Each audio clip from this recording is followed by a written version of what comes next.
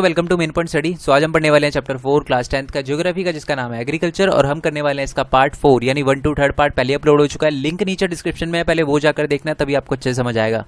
तो लास्ट के 3 पार्ट में हम क्रॉपिंग पैटर्न के बारे में, टाइप ऑफ फार्मिंग के बारे में, डिफरेंट टाइप की क्रॉप के बारे में, ठीक है, और साथ में राजा कुमारी और माइकल जैक्सन, इन सब के बारे में पढ़ चुके हैं। ठीक है, अगर आपने लास्ट पार्ट देखा होगा तो मैं क्या कहना चाहता हूँ आपको अच्छे से समझ आ गया होगा। ठीक है, आज 4th पार्ट करा रहा हूँ और आज चैप्टर खत्म, ये लास्ट पार्ट है। ठीक है, तो हम नेक्स्ट टॉपिक पढ़ेंगे the technological and the institutional reform. सबसे पहले तो हमारे दिमाग में क्वेश्चन आता है कि यार एग्रीकल्चर में ये टेक्नोलॉजिकल इंस्टीट्यूशनल रिफॉर्म लाने की जरूरत क्या है, हम पुराना तरीका ही नॉर्मल खेती क्यों नहीं करते। देखो, आपको पता है कि इंडिया की पॉपुलेशन बहुत तेजी से बढ़ती जा रही है और ज़्यादातर लोग जो है वो इंगेज्ड है एग्रीकल्चर में। ठीक है, तो क्या है, फार्मर पे प्रेशर पड़ता जा रहा है, तो हमें कुछ ऐसा करना पड़ेगा, कुछ ऐसे टेक्नोलॉजिकल रिफॉर्म लाने पड़ेंगे कि हमें हमारा जो प्रोडक्शन है एग्रीकल्चर का वो इंक्रीज हो पाए। ठीक है, उसके लिए हमने टेक्नोलॉजी को थोड़ा अडॉप्ट किया और साथ में कुछ इंस्टीट्यूशनल रिफॉर्म भी करे।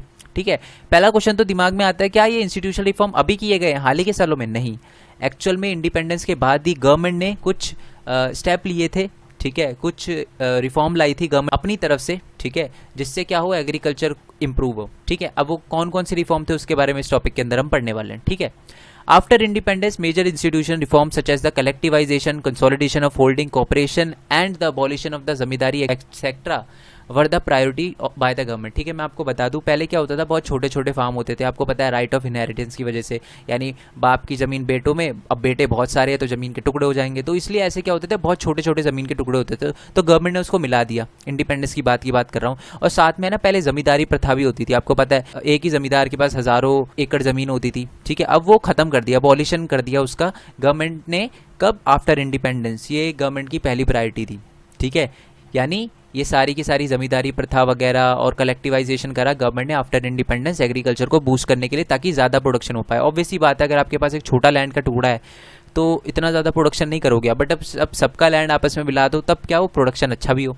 नेक्स्ट पॉइंट है कि 1960 और 1970s में क्या हुआ, कुछ टेक्निकल रिफॉर्म्स आए, जैसे ग्रीन रेवोल्यूशन आया, वाइट रेवोल्यूशन आया, जिसने क्या करा, एग्रीकल्चर की कंडीशन को इंप्रूव करा। आपको पता ही है कि ग्रीन रेवोल्यूशन में क्या हुआ था, हमने दूसरी कंट्री से बहुत सारी मशीनें इंपोर्ट करी थी, जिससे हमारे एग्रीकल्चर का प्रोडक्शन इंक्रीज हो पाए। हाई हील्ड वैरायटी सीड का यूज़ किया था। और ये वाइट जो रेवोल्यूशन है, इसको ऑपरेशन फ्लड भी कहते हैं, ये एक्चुअल में हमारे दूध के प्रोडक्शन से रिलेटेड है। ठीक है, तो इन दोनों में इंप्रूवमेंट आई थी। कैसे इंप्रूवमेंट आई थी? टेक्निकल रिफॉर्म से, मतलब हमने टेक्नोलॉजिकल रिफॉर्म को अडॉप्ट किया, जिससे हमारे कंट्री के अंदर एग्रीकल्चर का प्रोडक्शन इंप्रूव हुआ। ठीक है, नेक्स्ट पॉइंट है कि जो गवर्नमेंट है उसने 90s 80 और 1990s में है ना कुछ वेरियस प्रोविजन करे, क्रॉप इंश्योरेंस वगैरह। ठीक है, ग्रामीण बैंक लगाए फार्मर के लिए। ठीक है, कोऑपरेटिव सोसाइटी बनाई और कुछ बैंक ऐसे भी बनाए जिससे जो फार्मर है वो लोन ले सके बहुत ही लो इंटरेस्ट रेट पे। ठीक है, और वो फार्मिंग कर सके, ये करा।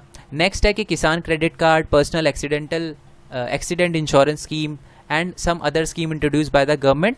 ठीक है, to support agriculture, to support the farmer. ठीक है, ये सारी की सारी चीज़ें करी गवर्नमेंट ने। ओके, नेक्स्ट पॉइंट है, आपको पता ही है कि हमारा एक डीडी नेशनल एक चैनल आता है।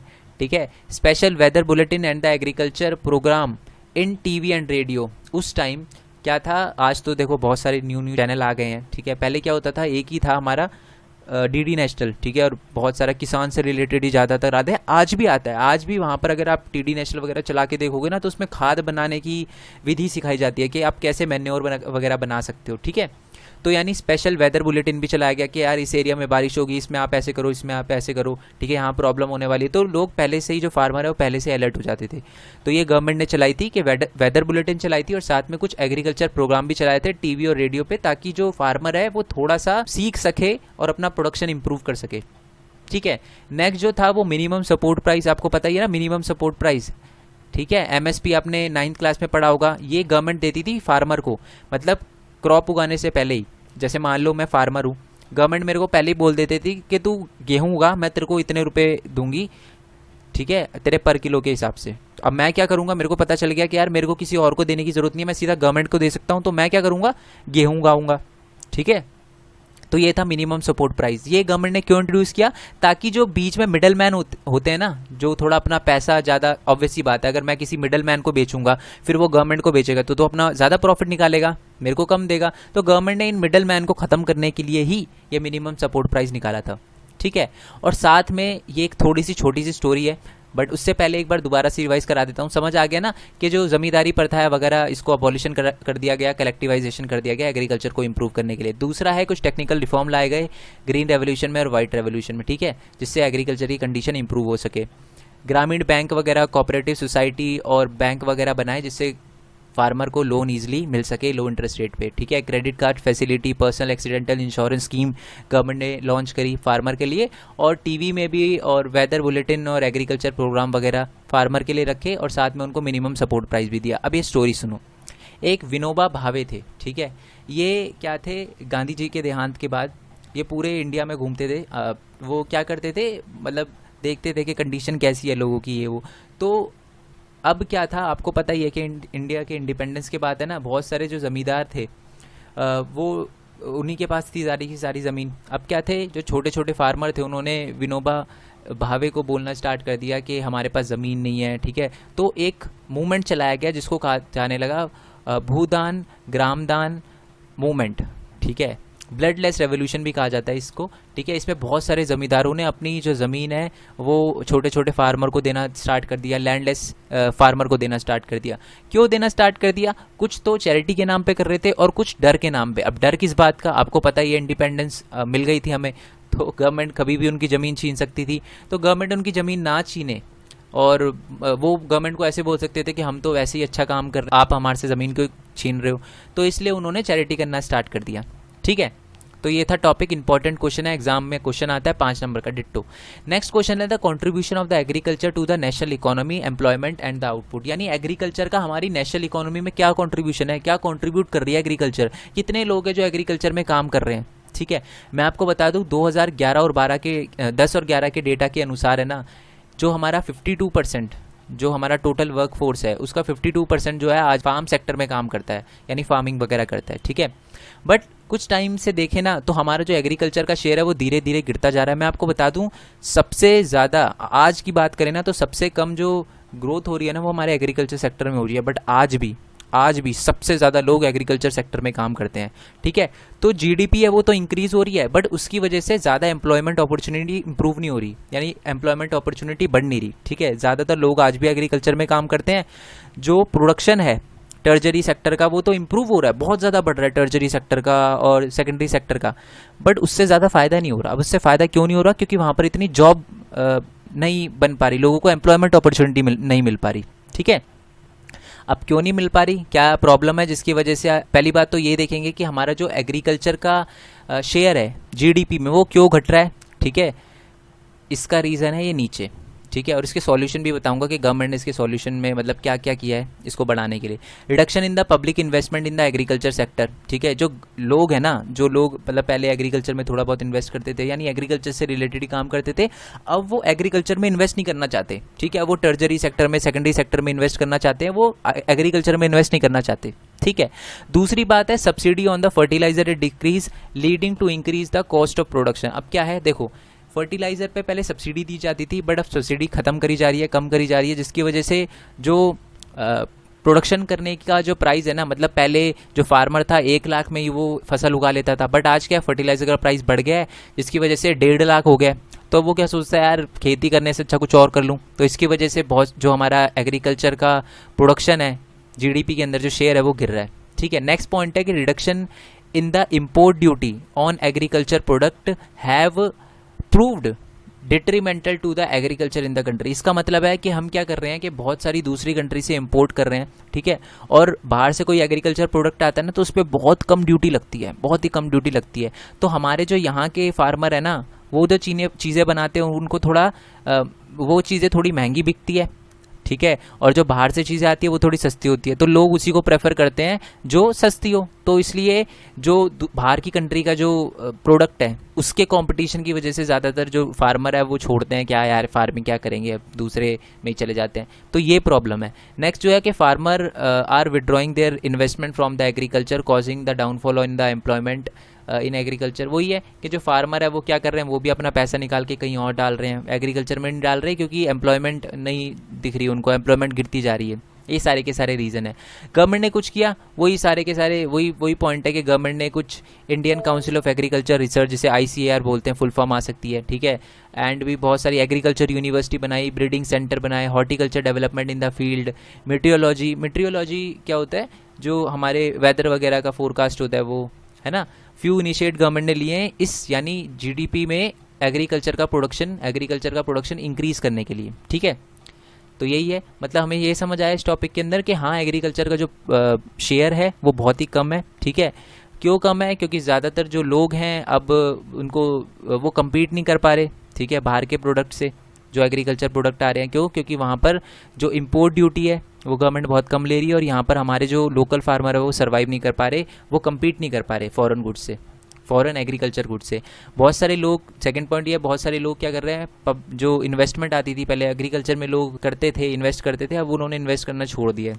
नेक्स्ट पॉइंट है कि फर्टिलाइज़र का प्राइस भी बढ़ते जा रहा है, जिसकी वजह से कॉस्ट ऑफ प्रोडक्शन बढ़ रहा है और प्राइजेस बहुत ज़्यादा एग्रीकल्चर के बढ़ रहे हैं, इसलिए जो फार्मर है वो एग्रीकल्चर नहीं करना चाहता। नेक्स्ट है कि लास्ट पॉइंट जो हमारा यही था कि एग्रीकल्चर में डाउनफॉल आ रहा है क्योंकि खुद फार्मर अपने पैसे नहीं लगाना चाहता। समझ लो, ये सारे के सारे पॉइंट थे। गवर्नमेंट ने कुछ इनिशिएट लिए हैं, कुछ ICAR, ठीक है, और वही किसान वगैरह वाला आपको लिख देना है कि ये गवर्नमेंट ने इनिशिएट लिए ताकि एग्रीकल्चर का प्रोडक्शन इंक्रीज हो सके, एग्रीकल्चर का शेयर हमारी GDP के अंदर इंप्रूव हो सके, ठीक है। चलो अब देखेंगे the impact globalisation on agriculture, यानी जो ग्लोबलाइजेशन आई है। ग्लोबलाइजेशन का मतलब समझते हो ना, मैं आपको बताता हूँ। देखो, ग्लोबलाइजेशन का मतलब होता है कि पूरे ग्लोबल यानी पूरे हर देश के साथ संबंध बनाना, ठीक है। तो जो ग्लोबलाइजेशन आया है, हमारे हर कंट्री के साथ संबंध है, हम हर कंट्री से ट्रेड वगैरह करते हैं। तो क्या इससे इंडिया को कुछ प्रॉब्लम आई है? अभी थोड़ी देर पहले मैंने आपको बताया कि दूसरी कंट्री से एग्रीकल्चर प्रोडक्ट आता है ना, उसका प्राइस होता है कम, हमारे यहाँ के जो एग्रीकल्चर के जो फार्मर है वो प्रोड्यूस करते हैं तो उसका प्राइस होता है ज़्यादा, तो हम क्या करते हैं, सस्ते की तरफ भागते हैं। आपको एक चीज़ बोलना चाहूँगा कि जितना हो सके यार अपनी कंट्री के लोगों को सपोर्ट करो, ठीक है। फॉरेन गुड्स देखने में अच्छा लगता है, शो ऑफ करने में अच्छा लगता है, बट अगर आपकी कंट्री स्टेबल नहीं है ना तो फ़ायदा नहीं है। तो अपनी कंट्री के लोगों को सपोर्ट करो, ठीक है, देसी चीज़ें खरीदो, फॉरेनर में कुछ भी नहीं रखा, ठीक है। तो impact of globalisation on the agriculture, देखो यानी जो ग्लोबलाइजेशन आया है, ठीक है, बहुत सारी कंट्री आपस में साथ आई है, ट्रेड वगैरह कर रही है, उससे एग्रीकल्चर पे क्या इफेक्ट पड़ा है। पहली बात तो globalisation is not a new phenomena, ये अभी नहीं हो रहा। एक्चुअल में हम बहुत हज़ारों सालों पहले से ही ट्रेड करते आए हैं दूसरी कंट्री से, मसाले वगैरह हम इंपोर्ट करते आए हैं, अरब तक आते थे बहुत पहले के टाइम में हमारी कंट्री से स्पाइसेस वगैरह लेने के लिए, ठीक है, मसाले वगैरह लेने के लिए। Globalisation is present at the time of colonisation, यानी जब ब्रिटिश का राज था ना, तब भी हम क्या करते थे, हमारी जो स्पाइसेस वगैरह है ना वो एक्सपोर्ट करते थे दूसरी कंट्री में। देखो इंडिया एक्सपोर्ट कर रहा है ये, ठीक है, ओके। पिक्चर वैसे अच्छी नहीं बनाई, बट समझ जाना आप, ठीक है। और ड्यूरिंग ब्रिटिश रूल भी, और जब अंग्रेज हमारे पे राज करते थे ना, तो वो भी क्या करते थे, इंडिया से क्या करते थे, रॉ मटेरियल ले जाते थे, टेक्सटाइल या कॉटन वगैरह ले जाते थे मैनचेस्टर, लिवरपूल के अंदर, वहाँ पर बना के फिर इंडिया में बेचने आते थे। तो यानी इंडिया पहले से ही ग्लोबलाइजेशन से बहुत ज़्यादा अफेक्टेड था, ठीक है। और आपको पता है कि जो ब्रिटिश थे उन्होंने क्या किया था, हमें फोर्स किया था कि आप इंडिगो की क्रॉप उगाओ, इंडिगो नील की खेती ज़्यादा करो, जिसकी वजह से फिर गांधी जी ने एक चंपारण मूवमेंट भी शुरू किया था। चैप्टर 2 हिस्ट्री का है ये। नीचे मेरे को बताओ कि चंपारण मूवमेंट कौन से ईयर में चलाया गया था, पता होना चाहिए दोस्त, पता होना चाहिए आपको, ठीक है। नेक्स्ट पॉइंट है कि आफ्टर 1990s आपको पता है एक LPG आया था, लिबरलाइजेशन, प्राइवेटाइजेशन, ग्लोबलाइजेशन। मैं आपको बता दूं कि 1919 में गवर्नमेंट कुछ रिफॉर्म लेकर आई थी, कुछ पॉलिसी में चेंज लेकर आई थी, ठीक है, जिससे क्या हो रहा था कि दूसरी कंट्री हमारी कंट्री के अंदर इन्वेस्ट कर रही थी, बट एग्रीकल्चर जो था हमारा उसका बहुत नुकसान हुआ। क्यों? क्योंकि the agriculture product of India are not able to compete with the developed countries because highly subsidise agriculture in those countries. उनमें है ना बहुत सस्ती चीज़ें मिल जाती है उनको, मतलब वहाँ पर गवर्नमेंट बहुत ज़्यादा सपोर्ट करती है उनको, बहुत सब्सिडाइज कीमतों पर प्रोडक्शन कर लेते हैं वो। हमारे इंडिया के किसान ऐसा नहीं कर पाते क्योंकि उनको इतना कॉस्ट ऑफ प्रोडक्शन उनका कम नहीं होता। जो हमारे इंडिया के जो फार्मर है उनको थोड़ा सा ज़्यादा पे करना पड़ता है, ठीक है, एक क्रॉप को उगाने के लिए। तो इसी वजह से क्या है, हमारे जो इंडियन फार्मर है या इंडियन प्रोडक्ट हैं, एग्रीकल्चर प्रोडक्ट है, वो कम्पीट नहीं कर पाते दूसरी कंट्री के प्रोडक्ट से, ठीक है। ओके, हम बात करते हैं Indian agriculture on the cross road, चौराहे पर खड़ा है इंडिया का एग्रीकल्चर। क्यों? क्योंकि जो हमारे पॉपुलेशन है वो बहुत ज़्यादा इंक्रीज़ हो रही है, लोगों की इनकम डिक्रीज़ हो रही है, जो फार्मर है उनकी इनकम डिक्रीज़ हो रही है, ऊपर से लैंड साइज़ भी है ना वो घटता जा रहा है। क्यों? क्योंकि वही राइट ऑफ इनहेरिटेंस, दादा की ज़मीन बेटे को मिली, बेटे बहुत सारे ज़मीन के टुकड़े, अब बेटों की ज़मीन पोतों को मिली, फिर टुकड़े हो गए। तो बहुत छोटी छोटी ज़मीन हो गई लोगों के पास, जिसकी वजह से एग्रीकल्चर को बहुत ज़्यादा नुकसान हो रहा है। ओके, नेक्स्ट टॉपिक पे जाने से पहले अगर आप ये वीडियो अभी तक देख रहे हो तो आई नो आपको ये वीडियो अच्छी लगी होगी। वीडियो को लाइक करना, चैनल को सब्सक्राइब करना, जितना हो सके इस वीडियो को शेयर करना, एक एक बच्चे तक जानी चाहिए, ठीक है। एंड मेरे इंस्टाग्राम और फेसबुक का लिंक नीचे डिस्क्रिप्शन में दे रखा है, आप उसको भी फॉलो कर सकते हो। और साथ में मेरे पेटीएम का नंबर भी आपको स्क्रीन पे भी दिख रहा होगा, डिस्क्रिप्शन में भी दे रखा होगा। तो अगर आप चैनल को सपोर्ट करना चाहते हो, मेरे को सपोर्ट करना चाहते हो, तो आप वहाँ पर सपोर्ट कर सकते हो, ठीक है। मेरे को लगा नहीं था कि मेरे को कभी पेटीएम नंबर डालना पड़ेगा, बट यार अब थोड़ा मेंटेन करना मुश्किल हो पा रहा है, तो इसलिए। तो अगर आपको लगता है कि आप कैपेबल हो, ठीक है, आप थोड़ी हेल्प कर सकते हो, तो आप कर सकते हो। नीचे पेटीएम का नंबर दे रखा है एंड स्क्रीन पे भी। ओके यार, सो नेक्स्ट टॉपिक की बात करते हैं, ठीक है। अब सॉल्यूशन क्या है, यानी गवर्नमेंट तो कर रही है जो कर रही है, हमने देख लिया, उसने बहुत सारी स्कीम वगैरह, ग्रीन रेवोल्यूशन, ये सारी की सारी चीज़ें करी। इसके अलावा हम क्या कर सकते हैं अपने एग्रीकल्चर को इंप्रूव करने के लिए, एग्रीकल्चर के प्रोडक्शन को इंप्रूव करने के लिए? पहला है जेनेटिक इंजीनियरिंग। जेनेटिक इंजीनियरिंग का मतलब होता है modifying character by the manipulating genetic material. मतलब हम सीड में कुछ ऐसा मैनिपुलेशन करें जिससे वो सीड बड़ा होकर ज़्यादा से ज़्यादा प्रोडक्शन करे, मतलब वो सीड से जब हम कोई क्रॉप उगाए तो ज़्यादा से ज़्यादा प्रोडक्शन हो। नेक्स्ट पॉइंट जो है वो है ऑर्गेनिक फार्मिंग। ऑर्गेनिक फार्मिंग का मतलब है कि हम कोई भी फर्टिलाइजर वगैरह, केमिकल वगैरह का यूज़ ना करें, ठीक है। ऑर्गेनिक फार्मिंग का यूज़ करें, मैन्योर का यूज़ करें, और हमारे एनवायरनमेंट को डिग्रेड होने से बचाए, नेगेटिव मैनर में उसे जाने से बचाए, ठीक है। नेक्स्ट पॉइंट है कि अगर हमें इंडिया का प्रोडक्शन बना रहे हैं, इंडिया के एग्रीकल्चर का प्रोडक्शन इंप्रूव करना है, तो जो इंडियन फार्मर है should diversify their crop pattern, ठीक है, from the cereal to high value crop. मतलब जो इंडियन फार्मर है उसे क्या करना चाहिए कि सीरियल क्रॉप से हाई वैल्यू क्रॉप में जाना चाहिए, उगानी चाहिए, ताकि उसकी इनकम भी इंप्रूव हो पाए, साथ में जो एनवायरनमेंट डिग्रेडेशन है वो भी कम हो पाए। ओके, तो यार इसके अलावा एक छोटा सा और टॉपिक रह गया, ठीक है, दैट इज फूड सिक्योरिटी। आपने 9th क्लास में पढ़ा होगा फूड सिक्योरिटी। इन नोट्स का लिंक भी मैं नीचे डिस्क्रिप्शन में दे दूंगा, ठीक है। ये 9th क्लास का है, ठीक है। फूड सिक्योरिटी का मतलब क्या होता है? It mean available food to all, ठीक है। It means availability of food for all, and available food is accessible to all, and accessible food is affordable to all, that is food security. Food security के 2 dimension होते हैं, कौन कौन से? एक तो होता है हमारा बफर स्टॉक और एक होता है पीडीएस। बफर स्टॉक का मतलब होता है कि, दिखा देता हूं मैं आपको, कि फूड स्टॉक बना के रखना, ठीक है। कहां पर बना के रखना? एफसीआई में, ठीक है। अगर आप ये टॉपिक अच्छे से समझना चाहते हो तो आप 9th क्लास की वीडियो देख सकते हो, वैसे जरूरत नहीं है यार, ठीक है। जितना बताया बस उतना याद रख लेना कि फूड सिक्योरिटी का मतलब क्या होता है। इसके 2 मोस्ट इंपॉर्टेंट डायमेंशन होते हैं, एक तो बफर स्टॉक यानी फूड को क्या करके रखना, स्टॉक करके रखना, और एक पीडीएस पब्लिक डिस्ट्रीब्यूशन सिस्टम, जिसमें हम क्या करते हैं, फूड को गरीब लोगों में बांटते हैं, ठीक है। ये देखो, दिखा देता हूं मैं आपको, ये रफ, ठीक है। PDS is a system of providing food grain from the food corporation, यानी FCI से फूड निकालकर, फूड ग्रेन निकालकर poor section of the society को सब्सिडाइज रेट पे देना, यही पब्लिक डिस्ट्रीब्यूशन सिस्टम है। फायदा क्या है? गरीब लोगों को खाना मिल जाता है, फेमाइन की सिचुएशन नहीं आती, हंगर की सिचुएशन नहीं आती। ये सारी की सारी तो आप बना के भी लिख सकते हो, ठीक है। बाकी जो नोट्स हैं वो डिस्क्रिप्शन में दे रखे होंगे, इस पार्ट के भी और बाकी पार्ट के भी। टेलीग्राम चैनल पर जाकर आप ज्वाइन कर सकते हो टेलीग्राम चैनल, जिससे आपको मतलब प्रॉब्लम ना आए नोट्स वगैरह देखने में। और जो आपको नोट्स दिख रहे हैं ना, वो पहले ही अपलोड कर चुका हूँ मैं टेलीग्राम चैनल पर, ओके। तो वहाँ पर जाकर आप टेलीग्राम चैनल पर ज्वाइन हो सकते हो, ठीक है। एंड ओके, नेक्स्ट चैप्टर के लिए स्टे ट्यून, ठीक है। जय हिंद, जय भारत, वंदे मातरम।